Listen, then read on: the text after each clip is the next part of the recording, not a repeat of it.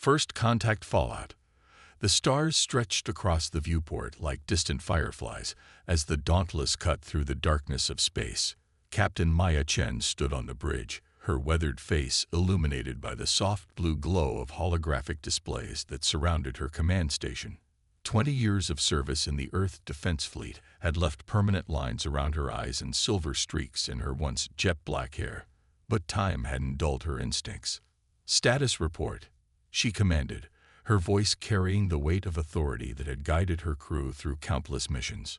Lieutenant Eli Novak, her tactical officer, responded without taking his eyes off his station. "All systems nominal, Captain. We're maintaining course to the Arcturus mining colony for scheduled resupply." Maya nodded, her gaze drifting to the vast emptiness of space beyond the reinforced viewports.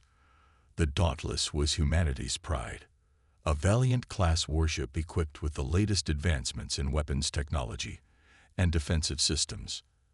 At 1.2 kilometers long, it housed a crew of 2,000 and enough firepower to level a small continent.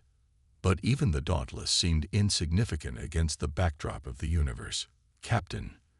The urgent voice of Communications Officer Patel broke through her thoughts. "We're receiving a distress signal from Outpost Sigma-7. It's faint, but it's using emergency protocols." Maya's spine straightened. Sigma-7 was a research outpost established near the edge of explored space. More importantly, it was nowhere near their patrol route. "Put it through." Static filled the bridge, punctuated by fragments of a panicked voice. "Under attack. Unknown vessels. Can't hold.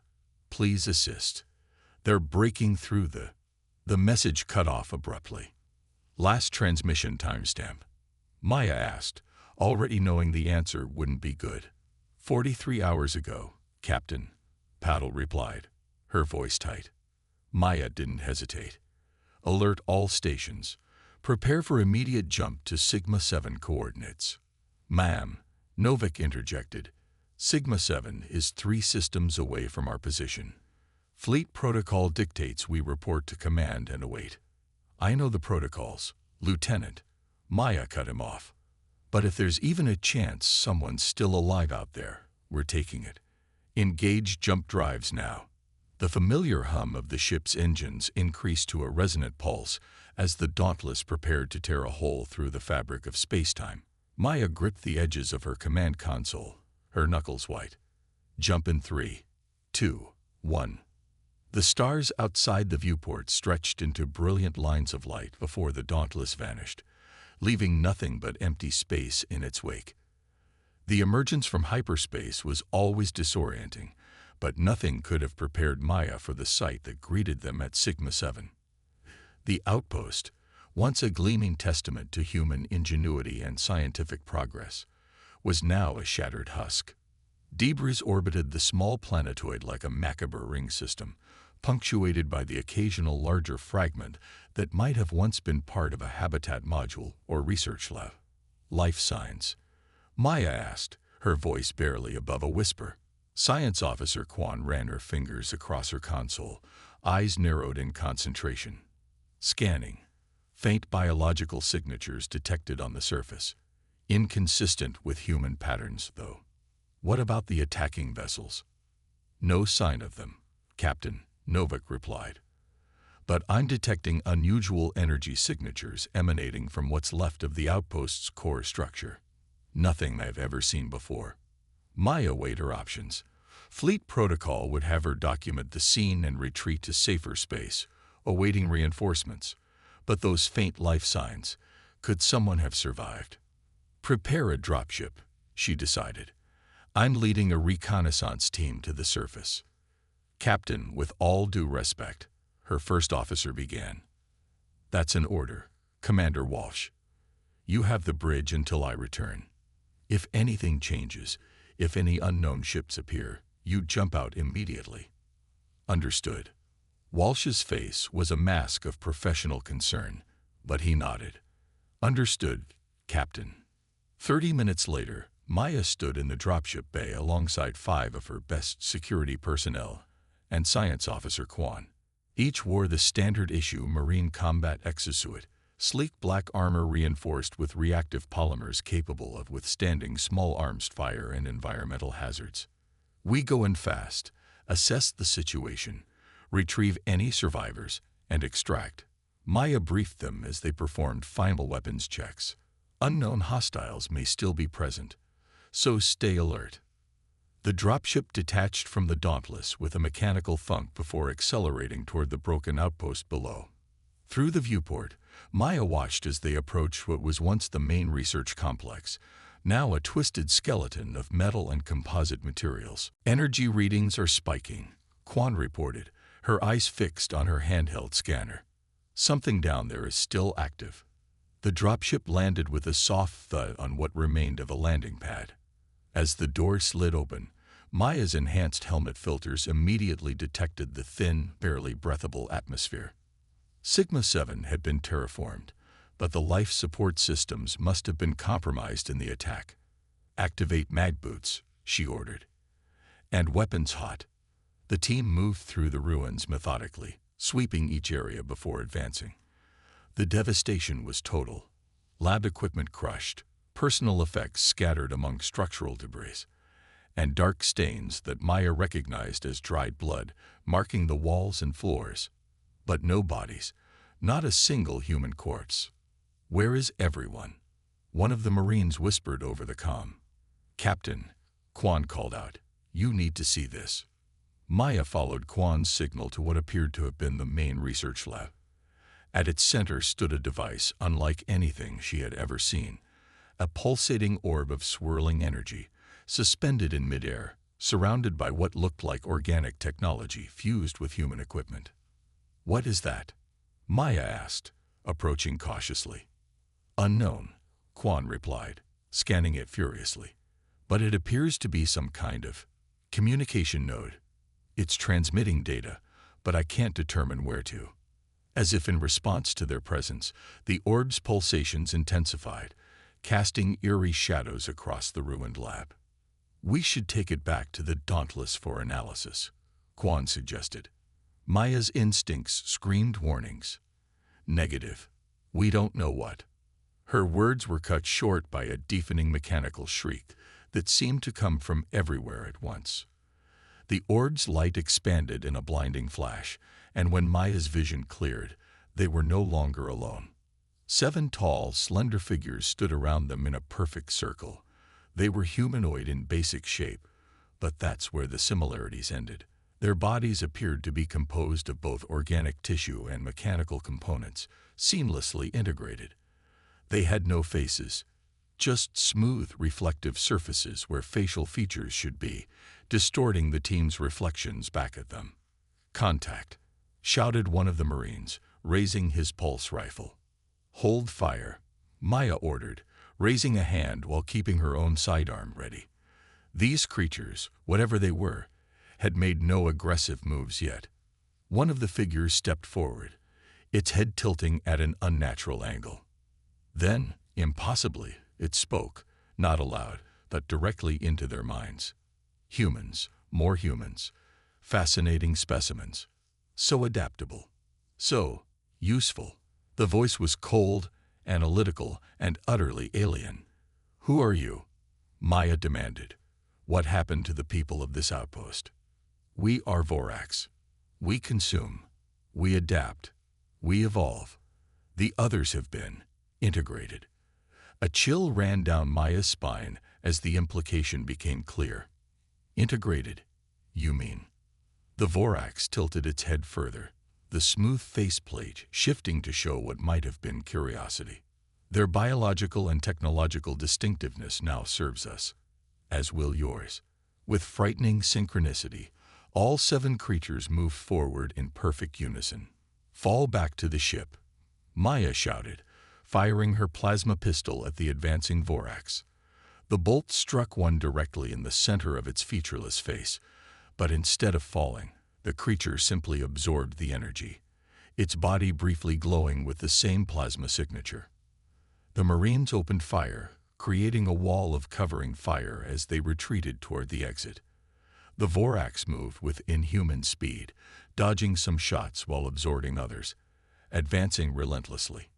One Marine screamed as a Vorax reached him, mechanical tendrils extending from its arm to wrap around his armored leg. Where they touched, his armor began to melt and integrate with the tendrils. Santos. Maya pivoted and fired repeatedly at the connection point, finally severing the tendrils. Move. They backed toward the exit, maintaining a disciplined retreat. But the Vorax were learning, adapting to their weapons with each exchange of fire. "Captain, the dropship," Quan shouted over the comm. Maya glanced back to see their vessel lifting off without them, controlled remotely from somewhere else. "They've hacked our systems," she realized. "Walsh, do you read me? The dropship has been compromised." Only static answered her. The team was now cornered in what remained of a corridor, the Vorax closing in from all sides. Maya made a split-second decision. "The ventilation shaft. 15 degrees to your right, Santos." The wounded Marine fired his last energy pack at the indicated wall, blasting an opening into what appeared to be a maintenance tunnel. One by one, the team scrambled inside, Maya providing covering fire before diving in last. They crawled through the cramped space, guided by the schematic Quan had managed to download before everything went haywire. Behind them, they could hear the sounds of metal being torn as the Vorax pursued. "Where are we heading?" a Marine gasped. "Auxiliary control room," Maya responded. "If we can access the outpost's emergency systems, maybe we can signal the Dauntless." After what felt like an eternity of navigating the claustrophobic tunnels, they emerged into a small room filled with backup control systems. Miraculously, some still had power. Quan immediately went to work, her fingers flying over the archaic manual controls. "Most systems are offline, but I might be able to establish a short-range communication burst." "Do it," Maya ordered, positioning the remaining Marines at the room's only entrance. "Everyone else, barricade that door. We need time." As they worked, a soft sound from a darkened corner caught Maya's attention. She spun, weapon raised, to find a human figure huddled there. A woman in the tattered remains of a research uniform, her eyes wide with terror. "Please," the woman whispered, "don't let them take me too." Maya approached carefully, keeping her weapon ready. "Who are you? What happened here?" "Dr. Ilara Voss, Cynobiology," the woman replied, her voice hoarse. "They came 3 days ago. We thought they were peaceful at first. They showed interest in our research on adaptive nanotechnology. We were fools." "The Vorax," Maya said. "What do they want?" Ilara's eyes darted nervously to the door. "They don't want in the way we understand it. They simply take. Consume. They're not just one species. They're a composite of dozens, maybe hundreds of civilizations they've encountered and assimilated." "How did you survive?" "I managed to inject myself with an experimental nanite blocker we were developing. It makes me undesirable to them. Toxic, even." She pulled up her sleeve to reveal blackened veins running up her arm. "But it's killing me slowly." A crash against the barricaded door interrupted them. The Vorax had found them. "Captain," Quan called out urgently, "I've established a connection to the Dauntless." Maya rushed to the console. "Walsh, do you read me?" "Captain." Walsh's voice came through, distorted by interference. "We've detected multiple unknown vessels approaching our position. Energy signatures match nothing in our database." Maya's blood ran cold. "Listen carefully. We've encountered a hostile species called the Vorax. They assimilate both biological and technological systems. Do not, under any circumstances, allow them to board the Dauntless." "Understood. But what about you?" The barricade shuddered as something powerful slammed against it repeatedly. "We're compromised," Maya said grimly. "Implement Protocol Omega." Protocol Omega, the last resort. It meant the Dauntless would immediately jump away, leaving them behind to prevent the ship from falling into enemy hands. "Captain, I can't." "That's an order, Commander. We have critical intelligence that must reach Earth. The survival of humanity depends on it." The barricade began to splinter as mechanical tendrils worked their way through the cracks. "There's an emergency escape pod 2 levels down," Ilara said suddenly. "It might still be operational." Maya made her decision. "Walsh, execute Protocol Omega now. We'll find another way out." "May you find your way home, Captain," Walsh said solemnly before the communication cut off. Maya turned to her remaining team, 3 Marines, Quan, and now Dr. Voss. "You heard the doctor. We're heading for that escape pod." As they prepared to leave through another maintenance shaft, Ilara grabbed Maya's arm. "Captain, there's something else you need to know. Something about the Vorax that might be our only hope." "What is it?" "They have a weakness," Ilara whispered urgently. "And I know how to exploit it. Humanity's defiance." The escape pod tumbled through space, its systems barely functioning after the violent launch from Sigma-7's deteriorating structure. Inside, Captain Maya Chen worked feverishly alongside Science Officer Quan to stabilize their trajectory, while the 3 remaining Marines tended to Dr. Ilara Voss's worsening condition. "Her vitals are dropping," reported Sergeant Santos, his own injured leg hastily bandaged. "Whatever those nanite blockers are doing to keep the Vorax away, they're killing her faster now." Maya glanced over at the scientist. Ilara's skin had taken on an ashen hue, and the black veins now extended up her neck toward her face. Despite her condition, she remained conscious, her eyes burning with determination.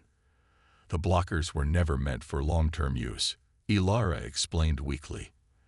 "They disrupt the molecular binding processes the Vorax use to assimilate organic matter, but they also interfere with normal cellular functions. We need to get you to a medical facility," Maya said, returning to the pod's primitive controls.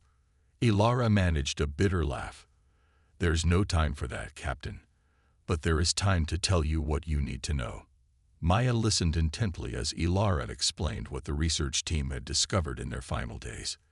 The Vorax weren't just assimilators, they were a collective consciousness spread across multiple bodies, each sharing information instantaneously through a quantum entanglement network. Their technology allowed them to adapt to almost any weapon or defense within minutes of exposure. "But they have one critical vulnerability," Ilara continued, her voice growing fainter. "Their neural network operates on specific subspace frequencies. If those frequencies are disrupted with enough power, their collective consciousness fragments. Individual units become disoriented, unable to adapt or communicate." "How do we generate that kind of disruption?" Quan asked, already calculating possibilities.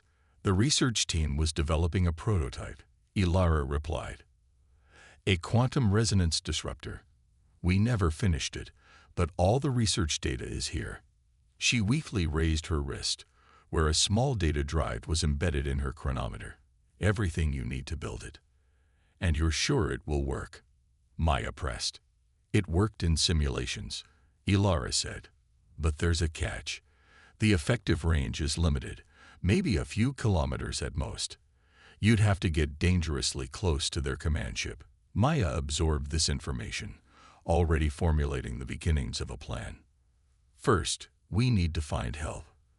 The Dauntless will have reported to Fleet Command by now, but who knows how long it will take for reinforcements to arrive." "Captain," Quan interrupted, pointing to the pod's sensor display. "I'm picking up a signal. It's faint, but it appears to be another ship." "Vorax?" Santos asked, tensing. "No," Quan replied, analyzing the signature. "It's human. Freighter class, from the energy output." Maya quickly established communication with the vessel, which identified itself as the independent merchant ship Persephone. After explaining their situation, or at least a sanitized version that wouldn't cause panic, the Persephone agreed to pick them up. 3 hours later, Maya stood on the bridge of the utilitarian freighter, facing its captain, a grizzled veteran of the outer colonies named Marcus Reed. "So let me get this straight," Reed said, stroking his salt and pepper beard. "You want me to take you to Proxima Station instead of reporting this incident to the nearest fleet outpost." "Time is critical," Maya insisted. Fleet bureaucracy will cost us days we don't have. The Vorax are unlike anything we've encountered before, and conventional military response won't work. We need to build this disruptor immediately." Reed studied her for a long moment. "I've known you for what, 20 minutes? And you're asking me to potentially commit treason by not reporting a first contact scenario. I'm asking you to help save humanity," Maya countered. "Ilara's condition proves we have hours, maybe days before her knowledge is lost forever, and she's the only surviving expert on the Vorax." After further discussion and reviewing some of Ilara's data, Reed reluctantly agreed. The Persephone altered course for Proxima Station, a frontier outpost known for its advanced manufacturing facilities and, more importantly, its tendency to ask few questions. During the journey, Maya used the ship's restricted communication array to send an encrypted message to her former mentor, Admiral Helena Zhao.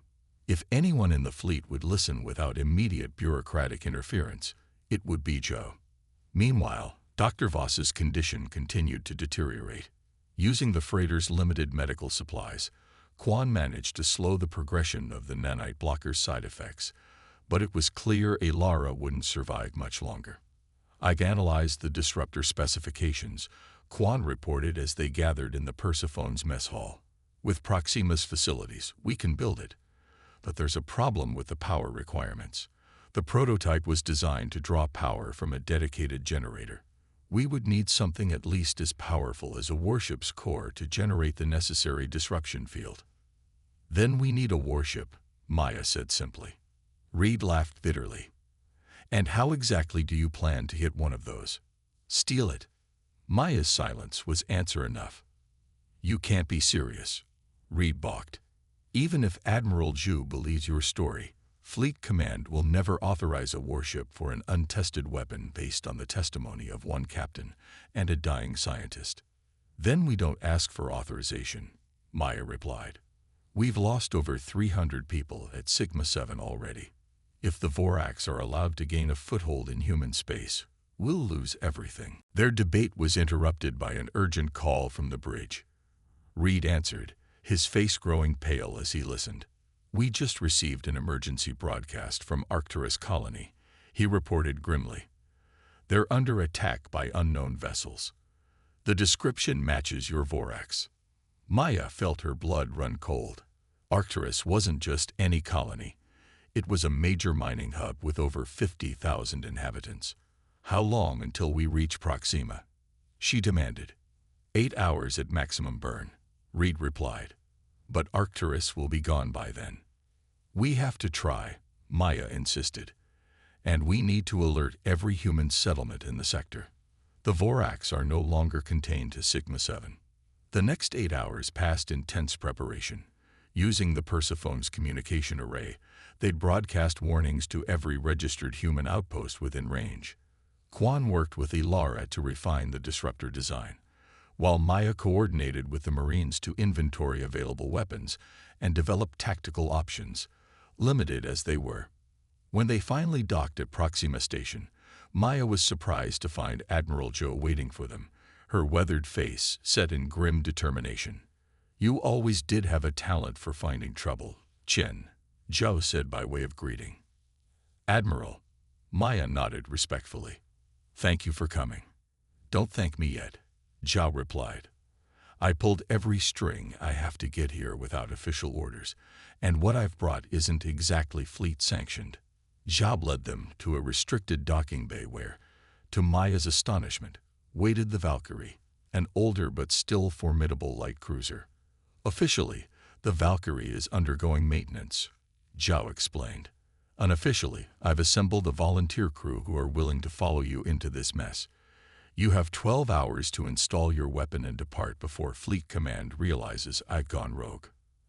"Admiral, I don't know what to say," Maya began. "Say you'll stop these things," Zhou cut her off. "I've seen the reports from Arcturus. 3 colonies have gone dark in the past 12 hours. Whatever these Vorax are, they're spreading faster than we can evacuate. With the resources of Proxima Station and Zhou's authorization, they worked around the clock to construct Ilara's quantum resonance disruptor. The device was integrated directly into the Valkyrie's weapons system, drawing power from the ship's main reactor. Ilara herself supervised as best she could, though by now she was confined to a medical bed. The black veins had reached her face, and her breathing had become labored. "It's ready," she whispered after the final diagnostics completed. "But remember, you'll need to get within 3 kilometers of their command vessel for maximum effect." "We'll get there," Maya promised, squeezing the dying scientist's hand. "There's one more thing," Ilara added, her voice barely audible. "The Vorax, they're not just assimilating technology and biology. They're taking memories, knowledge, souls, if you believe in such things. I can feel my colleagues, my friends, still trapped within their collective consciousness. If this works, it might free them." Before Maya could respond, alarms blared throughout the station. A technician burst into the medical bay, his face pale. "Captain, Vorax vessels have been detected entering the system." Maya rushed to the bridge of the Valkyrie, where Admiral Zhou was already coordinating defensive measures with the station and the handful of civilian ships docked there. "How many?" Maya asked, taking her position at the command console. 7 ships detected so far," replied the tactical officer. "Configuration unknown, but energy signatures are consistent with what we saw at Sigma 7. They followed us," Maya realized. "Or they followed the trail of human settlements we've been visiting." "It doesn't matter how they found us," Zhou said firmly. "What matters is stopping them here." "Is the weapon ready?" "Yes, but we need to target their command ship specifically," Maya explained. "According to Dr. Voss, that's where their collective consciousness is most concentrated. And how do we identify that?" Maya studied the sensor readings of the approaching vessels. 6 of them were roughly equal in size and configuration, but one was notably larger and remained at the center of their formation. "There," she pointed. "That has to be it." Zhao nodded grimly. "Then that's your target. The station's defenses and my remaining ships will engage the others, creating an opening for the Valkyrie." "Admiral, with respect, you should transfer to the station," Maya said. "What we're attempting has never been done before. The chances of success are..." "I'm exactly where I need to be, Captain," Zhao interrupted. "Now let's show these Vorax what happens when they threaten humanity." As the Vorax fleet approached, the battle plan was set. The civilian ships would evacuate the station's non-essential personnel while the station's defensive arrays would focus fire on the smaller Vorax vessels. Meanwhile, the Valkyrie and 3 other combat-capable ships would drag straight for the command vessel, creating a corridor for Maya to deliver the disruptor payload. Dr. Voss, in her final moments of lucidity, had been moved to the bridge to provide real-time analysis of the Vorax's adaptations. Despite her deteriorating condition, her mind remained sharp. "They're scanning us," she noted as the enemy ships came within range. "Analyzing our defenses, our weapons. You'll have 1 chance, maybe 2, before they adapt." "All hands, battle stations," Maya ordered. "Helm, plot an intercept course to the Vorax command ship. Weapons, prepare all conventional systems but hold fire until my command. We need to conserve the disruptor's power for optimal effect." The Valkyrie surged forward, its engines burning hot as it accelerated toward the approaching fleet. The other ships moved into formation around them, creating a protective wedge. The first shots were fired by the station's defense platforms, powerful particle beams that lanced through space toward the smaller Vorax vessels. 2 direct hits connected, but instead of destroying their targets, the energy seemed to be absorbed, causing the ships to glow momentarily before continuing their advance. "They're already adapting," Ilara warned, her voice fading. "Each attack makes them stronger against that specific weapon type." Zhao's voice came through the comm system. "All ships, implement randomized weapon cycling. Don't let them adapt to any single attack pattern." The human vessels opened fire, unleashing a barrage of different weapon types. Railguns, plasma torpedoes, laser arrays, in an attempt to overwhelm the Vorax's adaptive capabilities. The strategy seemed to work initially, as several Vorax ships took damage and fell back. But then the counterattack began. The Vorax vessels fired strange, organic-looking projectiles that, upon impact, began to literally consume the hulls of the human ships they struck. One of the escort vessels was engulfed in seconds, its structure collapsing as the Vorax weaponry deconstructed it at the molecular level. "My God," whispered someone on the bridge. "Stay focused," Maya commanded. "We need to reach that command ship." The Valkyrie pushed forward, evading the worst of the Vorax attacks thanks to the exceptional skill of its helm officer. But they were still 10 kilometers away from optimal firing range for the disruptor. And the path was growing more dangerous by the second. Another escort ship exploded spectacularly as a Vorax beam weapon found its reactor core. The third took heavy damage but continued to provide covering fire, its captain's voice steady despite the chaos. "We'll hold them off as long as we can, Valkyrie. Make it count." Maya watched as the distance to the Vorax command ship ticked down. 8 kilometers. 7. The Valkyrie shuddered as glancing blows struck its reinforced hull. "Shields at 62% and falling," reported the tactical officer. "We're taking damage faster than we can reroute power." 6 kilometers. The Vorax seemed to realize what they were attempting now, as the smaller vessels began to converge to protect their command ship. Admiral Zhou's vessel swept in from above, drawing their fire. "We'll create a gap." Zhou's voice crackled through the comm. "Be ready to take the shot, Chen." "Admiral, your ship can't withstand that kind of concentrated fire." "Probably not," Zhou agreed calmly. "But neither can humanity withstand these Vorax. It's been an honor serving with you, Captain." Before Maya could respond, Zhou's ship accelerated directly into the defensive formation, weapons blazing.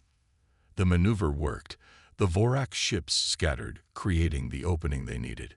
5 kilometers, announced the helm officer. 4, 3. Lock disruptor on target, Maya ordered, her voice tight with emotion, as she watched Zhou's ship taking devastating damage. "Disruptor locked and ready," Quan confirmed. "Power at maximum. Fire." The Valkyrie lurched as the disruptor activated, channeling an enormous amount of energy from the ship's reactor. Unlike conventional weapons, there was no visible beam or projectile, just a distortion that rippled through space toward the Vorax command ship. For a moment, nothing seemed to happen. Then, one by one, the Vorax vessels began to move erratically, their coordinated attack patterns dissolving into chaos. "It's working." Ilara gasped, her eyes wide despite her pain. "Their neural network is fragmenting." On the main view screen, they watched as the massive command ship began to shudder violently, strange energy discharges crackling across its surface. "All weapons, fire everything we have left at the command ship," Maya ordered. "Don't give them time to recover." The Valkyrie unleashed its conventional arsenal, joined by what remained of Zhou's vessel and the station's long-range batteries. Without their coordinated adaptation abilities, the Vorax ship's defenses failed against the onslaught. The command ship split apart, a series of explosions cascading through its strange biomechanical structure. As it disintegrated, the effect seemed to cascade to the remaining Vorax vessels, which began to drift aimlessly or turn against each other in confusion. "They're fighting each other," Quan observed in amazement. "Without the command ship to coordinate them, they've lost their shared consciousness."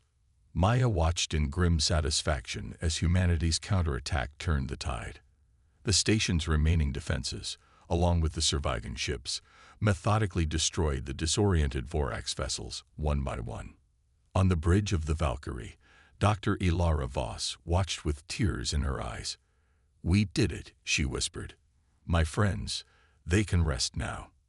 As the final Vorax ship was destroyed, Ilara's eyes closed for the last time, the hint of a smile on her face, despite the black veins that had now covered most of her skin. The battle was over, but Maya knew this was just the beginning. The Vorax had found human space once. they could do so again. And next time, they would likely be prepared for the disruptor technology.